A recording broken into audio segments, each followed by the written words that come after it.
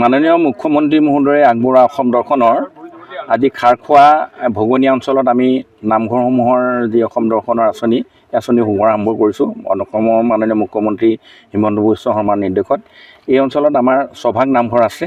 এই প্ৰথম ভাগ আমি কৰি গৈছোঁ আৰু যিমানবিলাক বাকী নামঘৰ আছে সেইবিলাক নামঘৰো আমি চাই গৈছোঁ আৰু ক'ত ক'ত থাকি গ'ল কেনেকুৱা এই বিষয়ে ভৱিষ্যত দিনত যাতে ইয়াৰো অসম দৰ্শন আঁচনি অন্তৰ্ভুক্ত কৰিব পাৰি তাৰো ব্যৱস্থা কৰা হ'ব।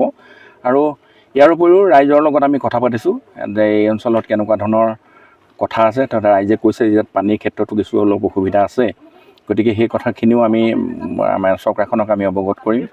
বাকী যিখিনি নামঘৰ আছে সেই বিষয়ে আমি চাইছোঁ, চাই লৈ যেনেধৰণৰ ব্যৱস্থা লৈ ইয়াৰ ৰাইজে ক'লে যে এই নামঘৰৰ মানে মণিকূট ভাগৰ কিছু অলপ দুৰৱস্থা হৈ আছে, মণিকূট ভাগখিনি আমাক নিৰ্মাণ কৰি দিব কৈছে ঠেঙাল কছাৰী স্বায়ত্ত শাসিত পৰিষদৰ তৰফৰ পৰা।